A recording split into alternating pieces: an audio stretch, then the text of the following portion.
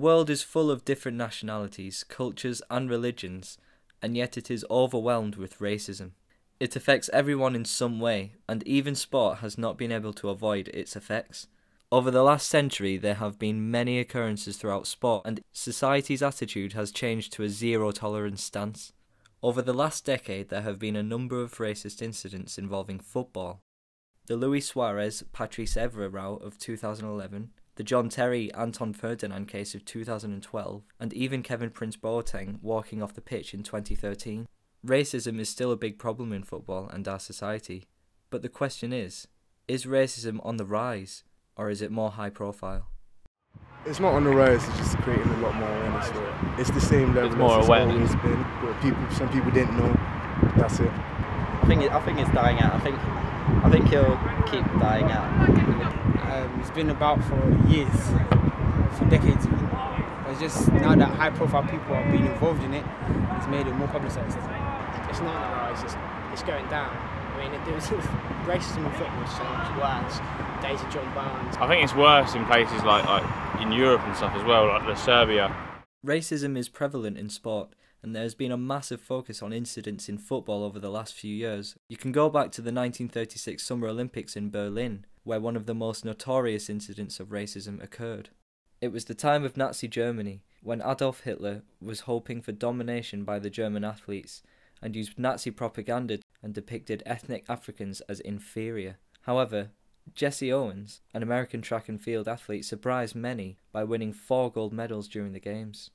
Hitler shook the hands of only the German victors. He avoided shaking Owens' hand or congratulating him on his impressive performances. The 1980s was a time when racism was rampant in English football, with players like Paul Canaville being abused by his own fans when he warmed up for Chelsea. Garth Crooks was also being regularly abused by opposing fans with racist chants and banners during his Spurs days. In 1988, John Barnes, former Liverpool and England player, was pictured backheeling a banana off the pitch during an FA Cup game against Everton. In 1993, the campaign Let's Kick Racism Out of Football was created and later established itself as a body in 1997. It works to challenge discrimination and work towards positive changes in football. It is supported and funded by the PFA, the Premier League and the Football Association. However, in October 2012, Kick It Out was accused by Reading striker Jason Roberts of not being vocal or independent enough to tackle the issue of racism head-on. This is not a specific attack on Kick It Out, but I do recognise the fact that they have to do better, and I include myself in that. Show Racism the Red Card is an educational anti-racism charity set up in January 1996. It utilises professional football players and the high-profile status of football to help combat racism in society. It works at schools, workplaces and football stadiums, and has delivered training to over 50,000 people each year. In the current Barclays Premier League season, there is only one black manager, Chris Hughton. He is in fact the only black manager in the 5 biggest leagues in Europe: the Premier League, Ligue 1, Bundesliga, Serie A and La Liga. So the question has to be asked, should football bring in the Rooney Rule? The Rooney Rule was established in 2003 and was introduced to the NFL, meaning teams were required to interview minority candidates for head coaching and other senior roles. In the 2006 season, there was a 6% increase in the number of African American coaches. There has since been talk of bringing the Rooney Rule into the English Premier League, though there has been a lot of scepticism towards the idea. Arsenal manager Arsene Wenger claims introducing it would be a kind of racism, insisting everyone should get jobs on merit alone.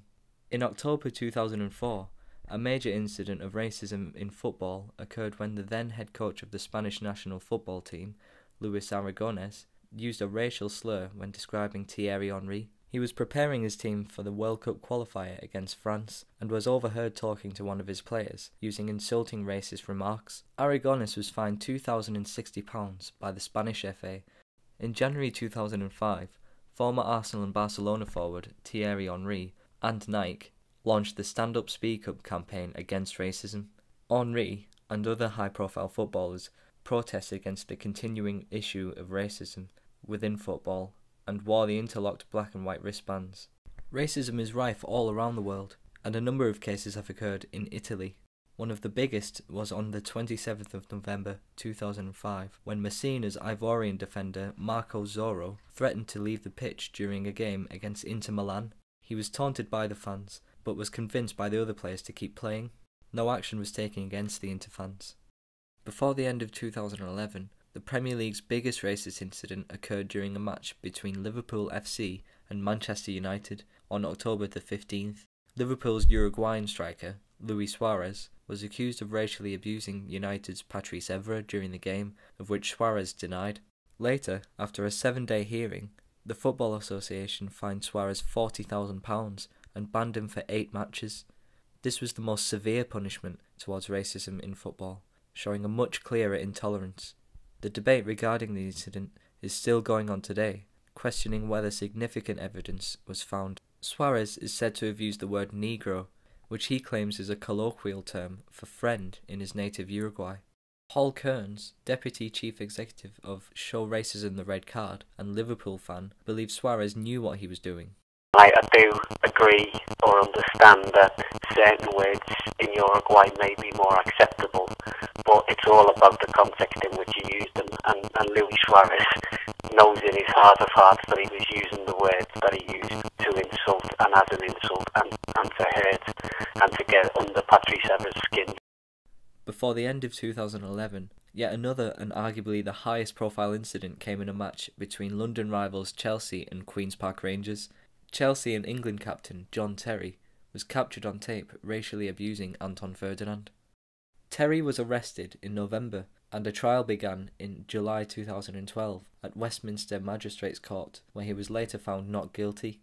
However, later that month, Terry was charged by the FA for using abusive and/or insulting words towards Ferdinand. Then on the 27th of September 2012, he was banned for 4 matches and fined £220,000.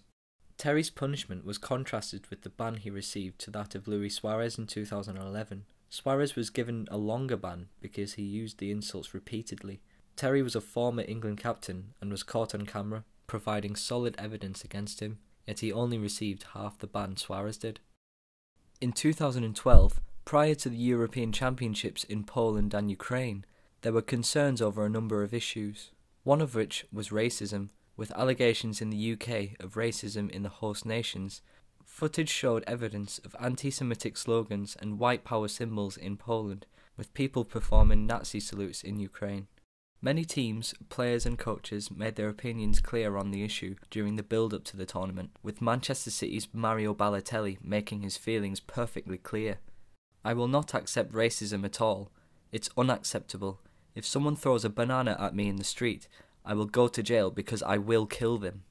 Balotelli had been the subject of racist abuse previously from Porto and Juventus fans in April 2009 and February 2012. The fine given to Porto was £16,700, around 50% less than Manchester City were charged for returning late to the pitch in the same game. Later in 2012, on 16th of October, Serbia became embroiled in accusations of racist abuse after an under-21 match against England. England won the game 1-0, but a brawl broke out at the end of the match in relation to Tottenham star Danny Rose kicking the ball into the crowd.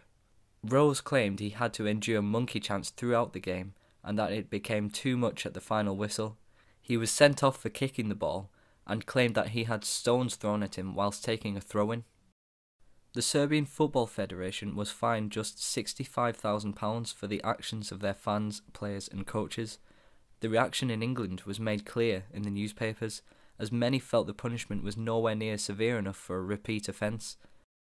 Italy has a history of racist incidents over the years, and in 2013, 2 more big cases took place. The first took place during a friendly match between AC Milan and Pro Patria in early January, and it stood out because Milan's Kevin Prince Boateng walked off the pitch, to which his teammates followed. A number of players and football figures came out in support of Boateng's decision via the social networking site Twitter. However, a former teammate, Clarence Seedorf, believes it won't stop racism. I don't see it as such a positive thing because it empowers more and more of this behaviour. They should just be identified and kicked out of the stadium, leave the 90% that were enjoying the match, and finish the game. The second incident in Italy involves Mario Balotelli. After a January transfer back to his native Italy, the striker was subjected to racist chanting from Inter Milan fans during the local derby in February 2013. Inter were fined £43,000, while Balotelli was fined £8,600 for reacting with an insulting gesture after the game. The striker raised a finger to his lips, aiming at the Inter fans. There have been several incidents of racist abuse involving Mario Balotelli, and the player is well known for his poor discipline and attitude, and being involved in many controversial occurrences, often on the pitch. Though does this persona have an impact on the abuse he receives? Not necessarily racial abuse? With a better discipline and attitude, would he receive less abuse? Racism seems to be in many parts of the footballing and sporting world. With players making such actions as leaving the field of play, has racism increased in recent times, or has the media made it more high profile? Work is being done to stamp it out, but as yet there is no easy solution to one of the biggest problems affecting world football. Whether or not the attention that has been put on racism is helping or hindering the issue, it is certainly making it more well known to people all over the world, and in a sense that can surely only lead to a positive outcome in the future.